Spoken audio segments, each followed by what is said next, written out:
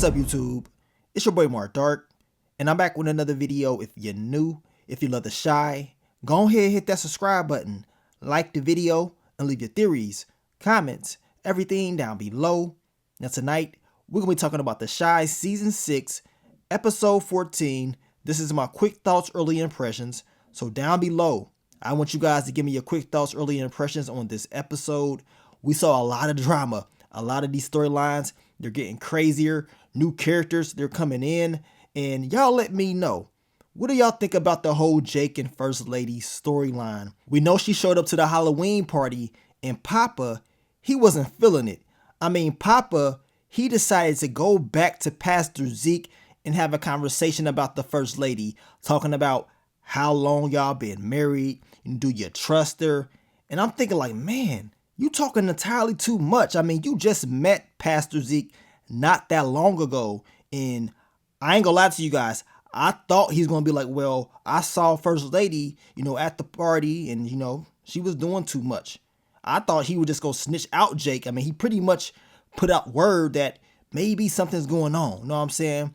But at the end of the day, we know your boy Jake, he definitely feeling the First Lady. He want more of her, but it seems like she's a tad bit too busy right now, you know what I'm saying? But at first, it seemed like the First Lady, she wanted more of Jake. Now Jake seems like he's more sprung and she does not have time for him. But we know Jake, he's been warned time and time again just to leave her alone, but he ain't. You know what I'm saying? Even Victor told him to watch out for that. But we know Jake gonna do what he wants to do, and we know it's gonna backfire. Now, we saw your boy Jackie Long. He has entered the Shy, and apparently he took the rap for a robbery gone wrong back in the day, and he served 6 years.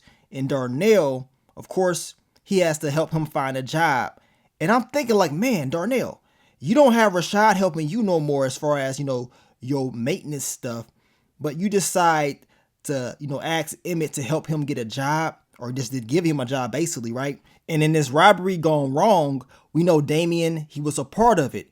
So I'm thinking like, why in the hell would you want Keith around Damien? Like, really?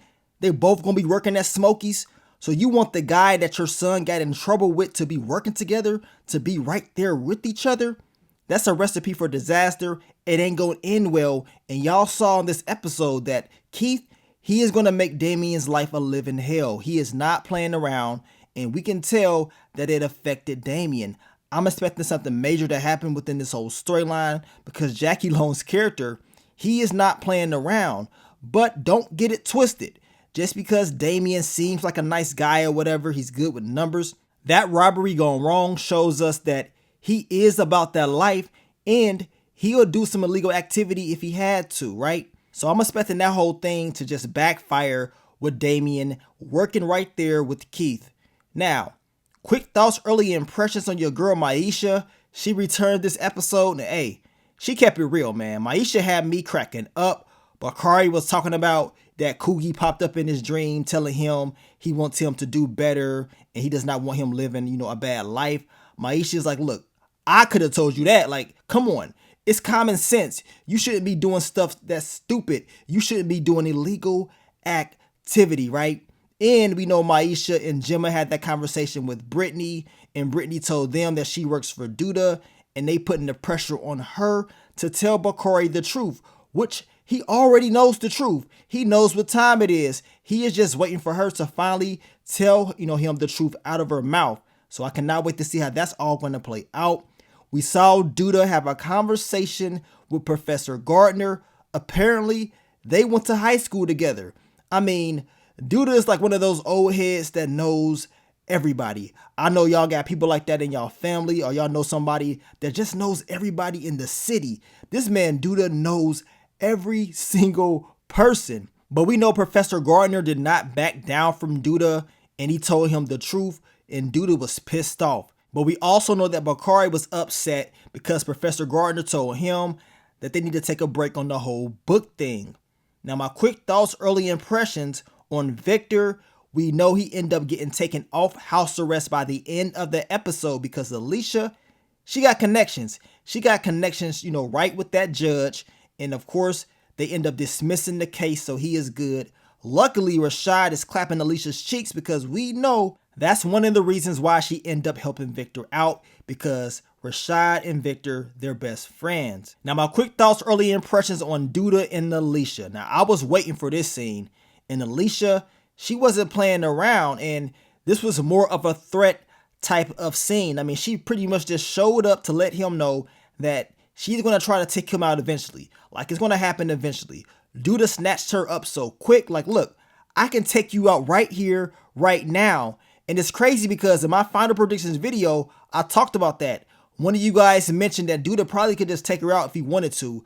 And it seemed like that's exactly what he was about to do. But we know Rashad, he was there. He had the strap on him. And I guess he was feeling like he was shaft. I mean, did y'all see the look on his face? He felt real good that he came in and helped save the day, talking about get your hands off my woman. I mean, Rashad ain't playing around. Alicia told Duda, like, look, I got soldiers too, know what I'm saying? And apparently all the guys that Duda has working for him, they're slowly but surely going over to Alicia's side. And that's the last thing that Duda wants. He thinks if he continues to pay them, he gonna be good. But that is not the case. You know what I'm saying? It's just a matter of time before someone else makes a major move on Duda. And, you know, hopefully he's prepared for what's to come. Now, quick thoughts, early impressions on Nuck If Ya Buck. We know him and Emmit, they had some issues in this episode. And, you know, the whole thing with the parenting, it's going to be a difficult topic of discussion. But they need to figure it out. And we can tell that Nuck, he still has feelings for Keisha. And he was kind of upset when Keisha told him that she used to love him, but she doesn't anymore. It's not like that, right? So expect this whole storyline to get even more crazier. I'm still expecting something bad to happen to Nuck, because usually when people try to do, you know, different things, try to change their life for better, bad things end up happening. So we're going to see what time it is. But at the end of the day, they need to set rules and regulations, and hopefully things, you know, play out in the right way, because that is a very difficult topic of discussion, especially with a guy like Nuck that has done all types of bad things.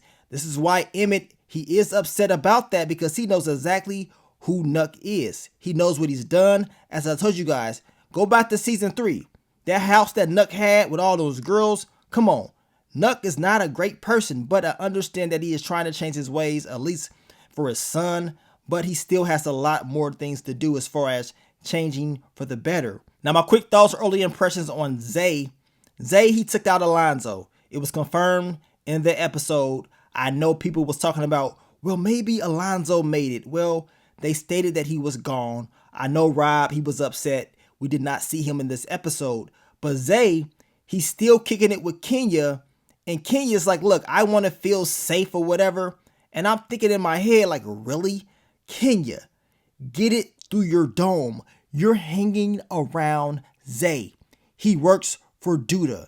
You know that Duda is all about illegal activity. So you hanging around Zay, you're never going to be fully safe at all. But apparently she likes bad guys, so she needs to get ready for those negative consequences for hanging around a guy like Zay, because y'all know something bad is going to happen down the line. Now, I will be dropping the full recap for you guys later on in the day with more details on episode 14. But I want to thank you guys once again for all the love, all the support, and I'll catch y'all on the next one. But let me get up on out of here, man. It's your boy Mark Dark. I'm out. Peace.